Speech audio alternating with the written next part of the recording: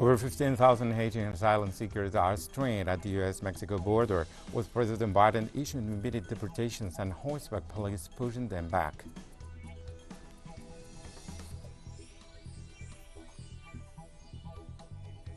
Over 27 million Canadians go to the polls to choose their country's next parliament and a new prime minister.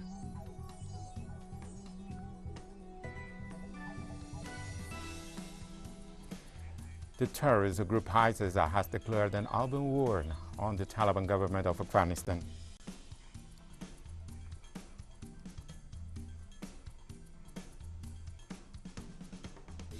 From the Telesur studios in Havana, this is from the South. I'm Ray Gomez. We begin with the news. The humanitarian situation at the U.S.-Mexico border continues to worsen, and President Biden's decision complicates it even more. Despite calls of several Democrat lawmakers, Biden ordered the immediate deportation of Haitian nationals. Over 300 Haitians have already been deported. The more than 15,000 citizens, mostly Haitians, who took refuge in a makeshift camp at the border area between Mexico and the United States are requesting, after months of crossing different countries in Latin America, an opportunity to live with family members who accompany them. After overcoming numerous threats, the brutality of different security forces and criminal groups, they will be returned to the starting point. Many lost their lives on their journey. Mass deportations are considered a violation of human rights, especially when the returnees are exposed to risk that hasten their flight from the country. For thousands of asylum seekers, to return is to die.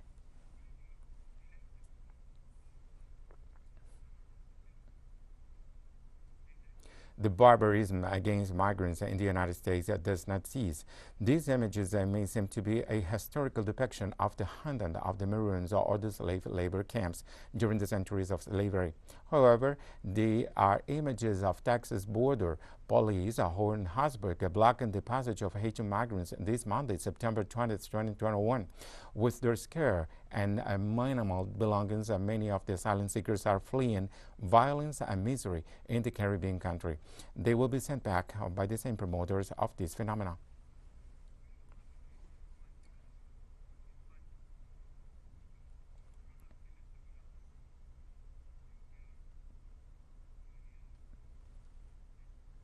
In the midst of the extreme migratory situation, the Prime Minister of Haiti, Ariel Henry, accused thousands of fellow citizens of humiliating treatment as soon as the order of the U.S. government to proceed with mass expulsions was formalized. PM Henry took to Twitter to call for national solidarity and condemned the humiliation suffered by Haitian citizens throughout their journey, stating, quote, "We are very concerned about the extremely difficult conditions in which several of our compatriots are at the Mexico-United States border," quote. The Prime Minister reiterated their full solidarity with his fellow nationals and said that his government will already made arrangements to offer them a better reception upon their return to the country, and that they will not be left behind.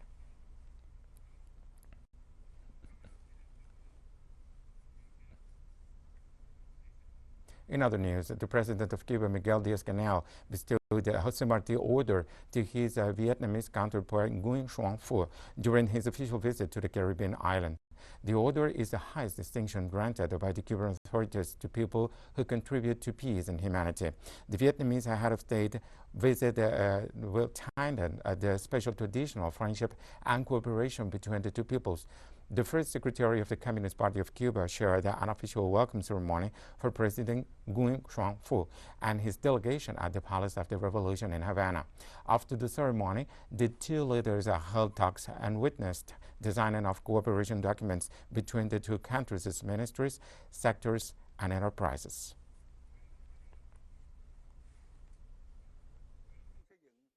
Upon receiving this award, allow us to affirm our will and effort to forge the exemplary, transparent, and cooperative ties that President Ho Chi Minh, leader Fidel Castro, and generations of leaders and peoples of both countries have devoted themselves to build and have been tested throughout history in the last 60 years. Venezuela's Vice President Jose Rodriguez informed the passing of General Jacinto Perez Arcay. The Vice President tweeted, quote, "It is with deep regret that we report the passing of General Jacinto Perez Arcay, a bastion of the values and principles of Simon Bolivar, who was teacher for everyone, of living history and sovereignty. We extend our condolences to his family and our honorable armed forces. Fly high, General.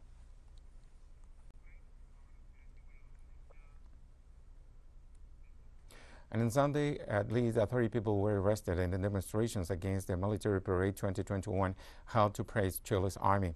The main clashes took place at Santa Rosa on Mata Avenue, where police officers entered adjacent condominiums to arrest people. Several political parties and figures rejected the parade, recalling the acts of blood violence, cases of corruption, thefts, and embezzlement related to the armed forces during the last years. The Carabineros, Chile's anti-riot police, violently repressed protesters during the late 2019-2020 mobilizations and face a massive rejection for their abuses and brutality. They are accountable for deliberate acts, injuries, and recently, in late 2020, they threw a young man to the Mapocho River.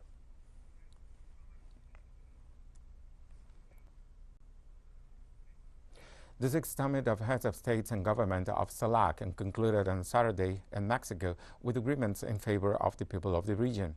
The meeting addressed central issues such as the strengthening of the regional mechanism to replace the Organization of American States, the joint confrontation with the COVID-19 pandemic from the production and development of medicines and vaccines, climate change, and the creation of the Natural Disaster Fund. It also addressed the issue of the blockade of Cuba, the situation of the Malvina Islands at COP26, among other topics. Mexican President Andrés Manuel López Obrador urged the strengthening of the CELAC bloc to reach a new vigorous relationship between the peoples of the Americas. It also demanded the replacement of blockade policies.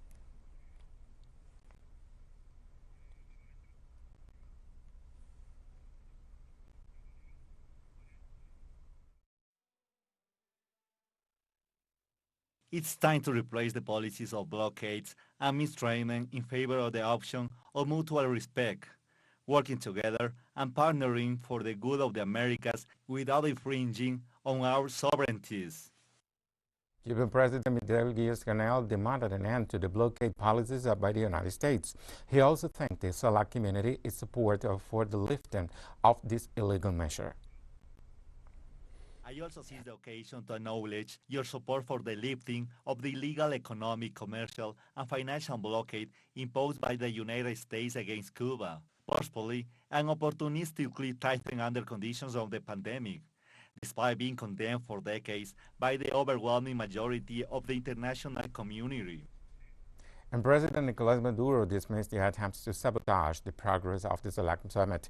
The Venezuelan head of state reaffirmed the event proved to be a space for dialogue and understanding of the Latin American and Caribbean peoples. CELAC is our path. We are happy and we congratulate Mexico because Mexico showed a diplomatic capacity of the highest level to bring us together again. Latin America must be united based on ideological, cultural, political, and partisan diversity. We'll take a short break now.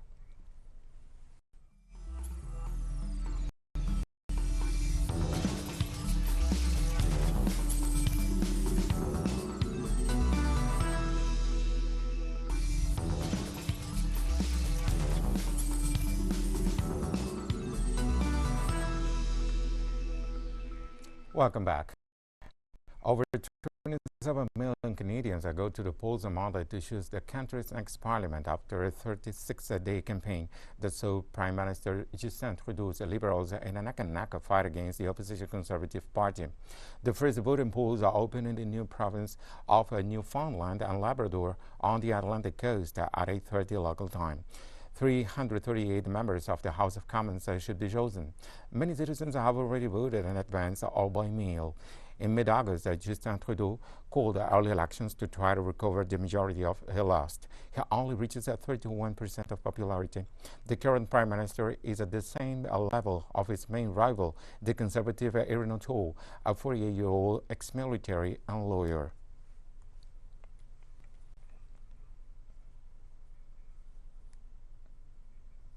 Observers from the Commonwealth of Independent Countries said on Monday the Russian parliamentary elections corresponded to the principles of democratic elections amid reports of numerous electoral violations. United Russia, the ruling party, has officially received close to 50% of all votes cast, while sweeping the overwhelming majority of constituencies with 99% of the votes counted. The vote count was conducted in accordance with legal frameworks. I frankly say that the mission of the observers hasn't reported any serious systematic violation that would affect the results of the vote. The elections of the 8th State Duma were held in accordance with applicable legislation, corresponded to the principles of democratic elections, were transparent and competitive. It ensured the free vote of Russian citizens. We stay in Russia, where a gunman opened fire on the university campus in the city of Perm, killing 6 people before being detained. Investigators said that this was the second mass shooting this year to target students. During the attack, 28 people got injured and later taken to Perm State National Research University for treatment. The investigative committee, which approves the major crimes in Russia, said the gunman, later identified as a student at the university, carried out the shooting with a hunting rifle he purchased earlier this year. President Vladimir Putin expressed sincere condolences to those who have lost a family and loved ones as a result of the incident, and called for a review of gun control laws as well as tighter medical checks. Upon entering the building on the ground floor, I saw an armed man coming downstairs. I shouted, "Drop it!" He pointed the weapon at me and fired. Then I used my firearms. The man fell down. When I approached him, I saw him moving. I took his rifle, cartridges, and knife away and provided first aid. The 6th edition of the Shanghai Cooperation Organization Exercise Peaceful Mission 2021, hosted by Russia, started at the Alpenburg region on Monday. The aim of the exercise is to foster closer relations between SCO member states and to enhance abilities of the military leaders to command multinational military contingents. An Indian military contingent comprising of an all-arms combined force of 200 personnel from Indian Army and Indian Air Force participated in the exercise. Peaceful Missions 2021 is based on joint counter-terrorism operations at the operational and tactical level in an urban environment in which armies and air forces of all SCO member states participate.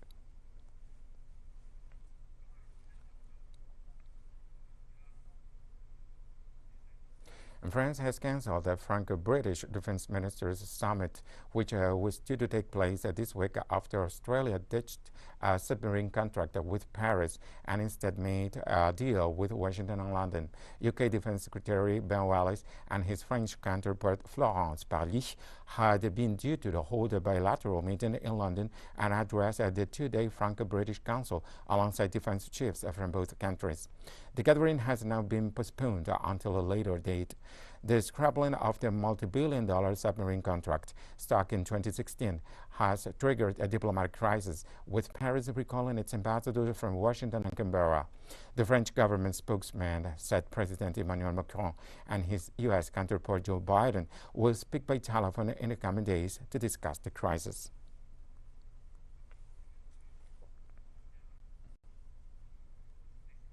Greece on Monday began moving asylum seekers to the first of several European Union-funded closed camps on its islands, despite activists complaining that controls on access are too harsh. A double barbed wire fence surrounds the camp of Samos Island, a facility for 3,000 people that also has surveillance cameras, X-ray scanners, and magnetic doors. The facility also boasts sports and games areas, as well as shared kitchens, showers and toilets. During the asylum seekers crisis in 2015 and 2016, the previous camp on Samos sheltered nearly 7,000 refugees, despite being built to take just around 600. The camp is the first of 5 new facilities planned to improve the living conditions of asylum seekers who complained about the overcrowded and squalid conditions. People are just angry for what will happen to the new camp. They think that it's prison, but I don't think it will be more good like than here. No mosquito, no rat. At least will be like, will be very good for us.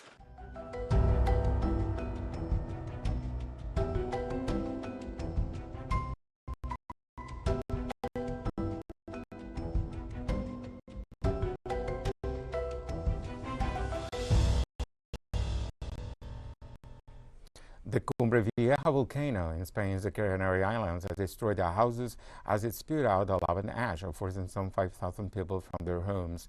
Authorities reported the Cumbre Vieja volcano sent huge plumes of thick black smoke into the sky after it erupted, turning up a molten lava that flowed down the mountainside of the island of La Palma. A regional government spokeswoman said the rescue teams were still surveying the area to determine how many properties had been engulfed. Experts had been keeping a close watch on the volcano after observing a recent upsurge in the seismic activity and magma displacements. The Volcanology Institute of the Canaries said an earthquake swarm under Cumbre Vieja began a week ago, and since then there had been thousands of tremors, the strongest with a magnitude of nearly 4. We have more news coming up after this final short break.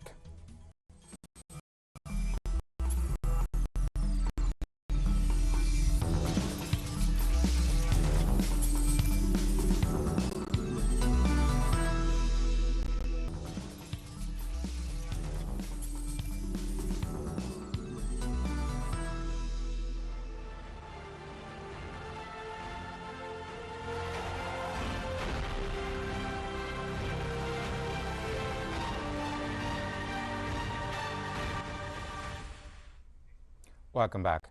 Terrorist group ISIS has declared an open war on the Taliban government of Afghanistan. On all its official platforms, AMAC, the ISIS news agency, circulated the statements and images in which they claim at least 5 attacks that killed 15 Taliban in the city of Jalalabad in eastern Afghanistan. Kabul authorities confirmed that in addition to those killed, another 20 Taliban were wounded. The Nangarhar region, where is located the city that experienced the attacks, is the main area of operation of ISIS since 2015, but they warn that they will advance throughout the territory.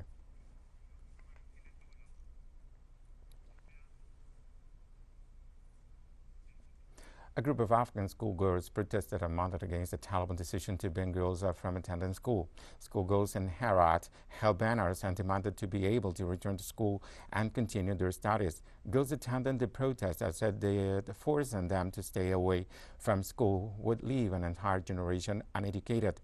Last week, the Taliban Education Ministry asked boys from grade 6 to 12 back to school along with their male teacher.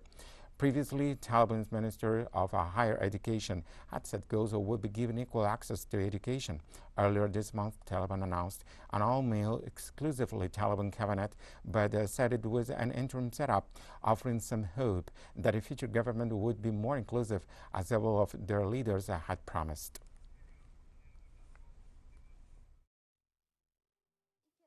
Now that our future is in their hands, they have to decide on it. We have been away from our study for months. It is for months that we are moving backwards. We ask them to reopen our school as soon as possible. Today's girls are the future of our country, and if they are supposed to be uneducated and prevented from education, we will have a whole uneducated generation in future. We demand that all girls must return to the schools, and all the women should be allowed to get back to their work. Palestinians are holding protests in Gaza City in support of the 6 prisoners who had escaped a high-security Israeli jail after the Israeli army recaptured the last 2. The inmates who were being held for attacks against the Jewish state became heroes among many Palestinians when reports emerged they had escaped using tools as basic as a spoon. Spoons have since become a symbol of Palestinian resistance, with protesters both inside and outside the Palestinian territories carrying them at demonstrations.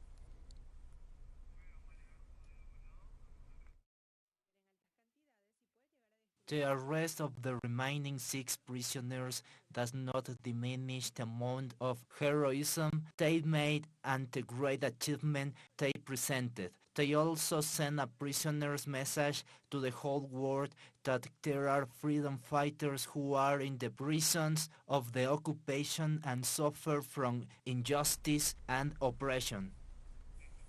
Libya's High Council of State approved a constitutional basis for the holding of elections to choose the legislative and executive authorities of the North African country. The draft was developed by the Electoral Law Committee the country of state itself and contains 63 points, including that the legislative branch of the country should be a bicameral Congress. The aspirants to the seats must be Libyan Muslims and have no foreign citizenship and descended from Muslim Libyan parents. Also, they must be older than 40 years old. The membership of the House of Representatives will be for 4 years. In addition, they must be married to a Libyan spouse and nor have a criminal record. The new Libyan government must aspire to overcome the general instability that has reigned in Libya since the overthrow and assassination of Muammar Gaddafi almost a decade ago.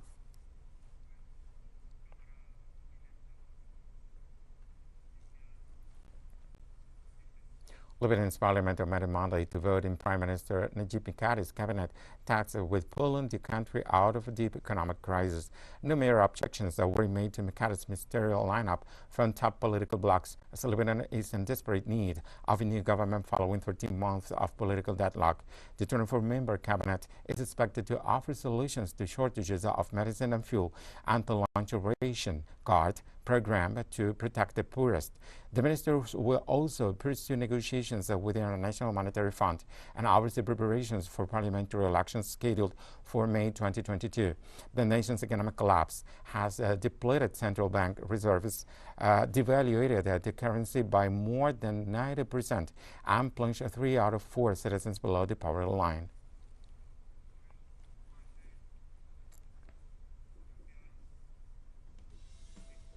We've come to the end of this news brief. You can find these and many other stories on our website at Telesur English. Join us on social media, Facebook, Twitter, Instagram, and Telegram. For Telesur English, I am Ray Gomez. Thank you for watching.